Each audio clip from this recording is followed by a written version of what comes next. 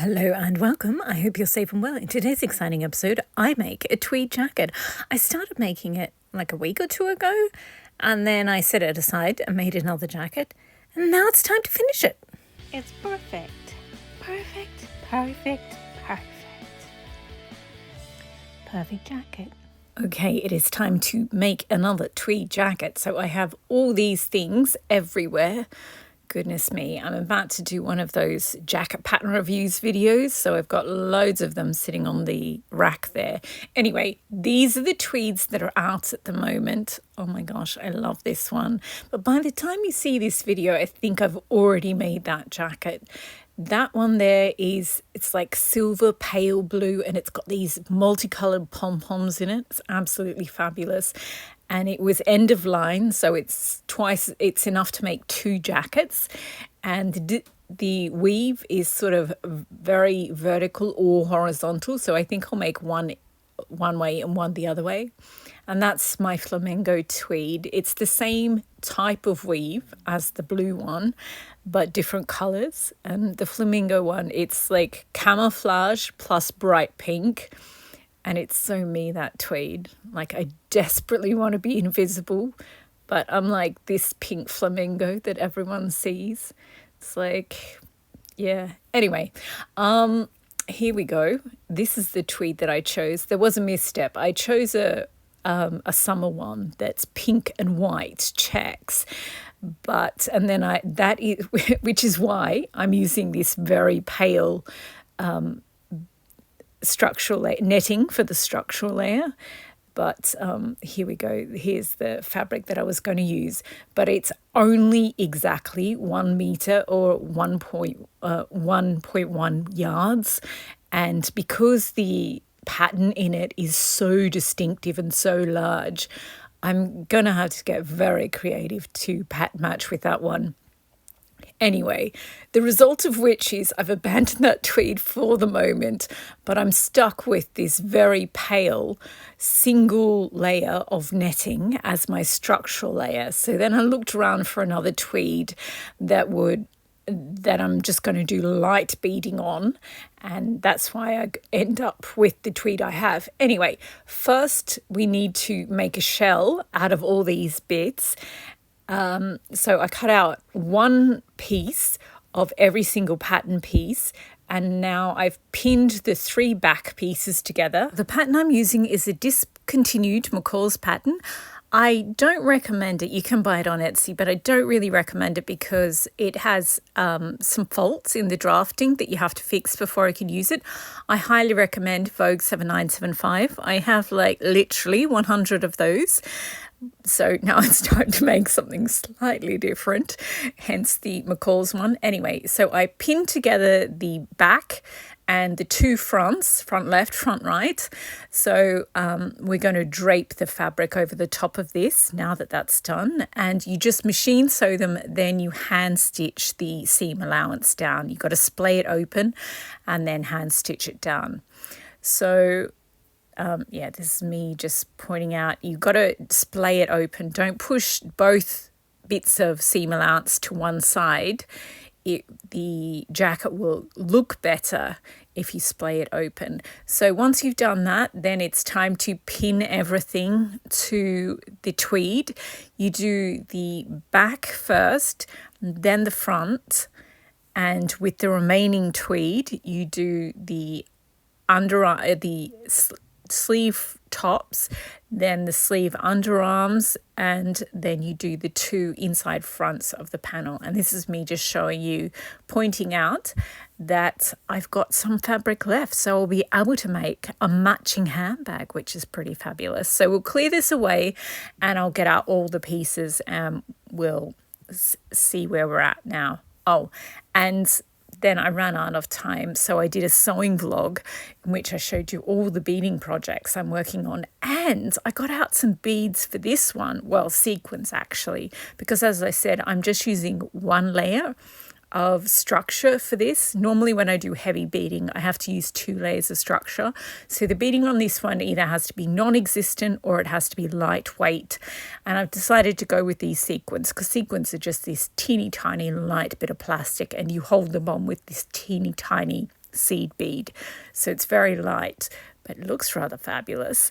Oh, and I also have like some dolphins and giraffes and sea turtles in yellow and pink. I'm thinking about the dolphin was literally just floating around on my workbench, and I was like, ooh. So yes, I may add them in. I have to get out the yellow ones so we can see. Anyway, back to regular programming. Let's get all the pieces laid out so we can see them. Here we go, finally back after what feels like forever. So I've got the front, the back. So the two fronts are here, the back, and I've also got the undersleeves, the upper sleeves, and the two bits that are the front of the lining. So I'll push aside the bits that are the sleeves and the front pieces of the lining, because that will confuse us, and we will just focus, but they are done, and we will just focus on the back of the torso and the two front, left front and the right front. So here we go. I've put them aside. So this is the back, and as you can see, the two layers are together. So now we'll turn it over because we need the right sides facing each other when we pin them together. So now I've got the back down. Put the fronts on it and pin them at the sides and the shoulders. So just do one side at a time and pin the side and the, as I said, the shoulders, just they're matching the notches. And there's also two notches at the top as well. So I've pinned them. Because there's so many layers, I just use a lot of pins. I know it looks like overkill, but it's better to be safe. And then once the first side is done, then just do the other side. And here we go. So I've again did the same, pin the sides and then the shoulder. And then once that's all done, then you can pin in the center front pieces of the lining. I always do the whole of the outer jacket first, then put in the two front lining pieces so that I don't mess them up, so that the whole of the outer, I focus on getting that pattern matched well, and then I add in the other bits that you're not actually going to see. Once the torso is done and ready to machine sew, I set that aside and I got out all four bits for the sleeves, two for one, two for the other. So these are the big the upper sleeve, and then that's pinned to the netting. And then the undersleeve is the slim bit, and it just helps shape it and it allows your elbow to move better if you've got a two-piece sleeve. So I highly recommend two-piece sleeve. And the Vogue 7975 has one. And then just pin them together. I write a lot, so I like to have a slit in the back of my cuffs. I don't need the placards or anything. I find them a little too bulky personally, but I do like to have a slit in the back of the cuff. If you've ever watched a fashion documentary with Anna Wintour in there, you'll notice on her Chanel jackets she actually has them too.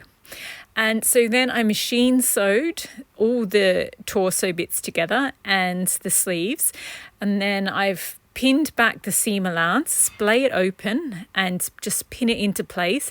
And now you have to hand stitch all the seam allowance, and you have to do the same for the sleeves as well. Splay it open, pin the seam allowances all back into place, and then just go around and hand stitch them. Because there's so many colors in this. Oh, and then, yeah, I put that aside and I worked on a dress, and then I made this tweed jacket here. This is a Linton tweed, and I've had it for like a million years. I talked about it at the start, and I really love it. And I had these red keys, and I used some of them at the top, some of them at the bottom, and some of them on the cuffs. And then there's a map on the back as well. I actually have enough to do another. I've counted out the keys. I didn't think I would have enough. Oh, this is the dress that I made. I actually just finished the bodice of it. The skirt was done the month before. But this red and blue jacket, I've got enough keys to do another one, but instead of having the map on the back, I'm just going to have the words free, because a couple of nasty people in the comments were like, I can't recognize that map, it's such a bad map. And I was like, oh, well, I'll just put these 2 words and you're going to say the 3rd word. So yes, anyway. So I machine sewed the torso of this jacket and the sleeves, and then I did all that hand stitching. Yeah, so now I've got the torso and I've got the 2 sleeves. Next thing that I have to do is measure the hem and the cuffs and pin them up and hand stitch them as well. So, and because I didn't have the jacket ready, I did a different video of all the sewing challenges that are happening in September. There's some really good ones, but I'm kind of obsessed with the idea. Oh, and the cactus flower jacket at the back there, I've almost finished beading that. So this is me showing you how I hand stitch and there's the cuffs. It's such a pretty tweed. They're all pretty tweeds. That's why I bought them. Anyway, you just measure, you go around and measure it and put a pin in, and then you turn under the hem and you hand stitch it down.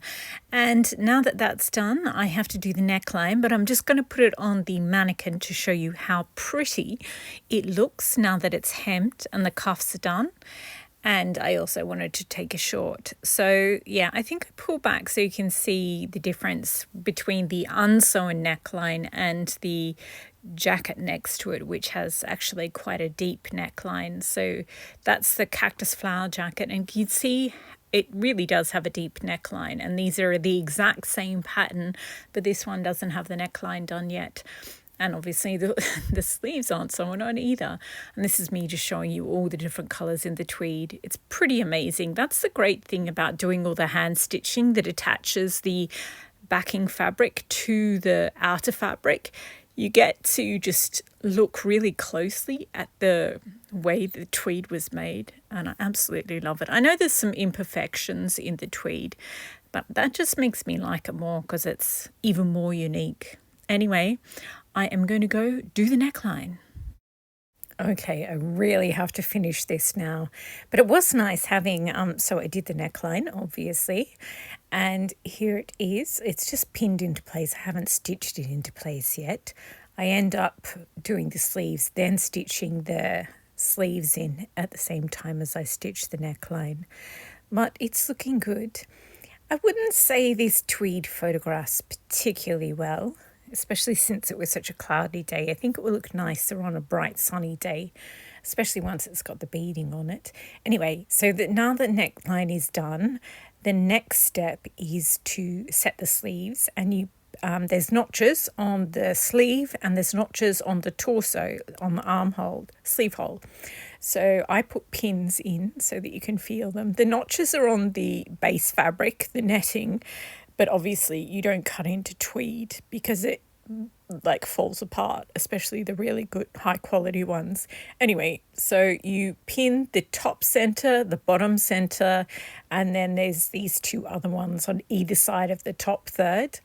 You pin those ones into place, then you pin the bottom 2/3, and then you carefully pin the top third.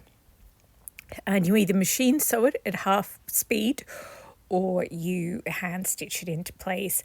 And then once you've done that, you push all the seam allowance, you don't splay it open, you push it all into the sleeve, pin it into place, and then I stitch it once from the outside and once from the inside. And that way it looks good from the outside, but you also tie up all the ends.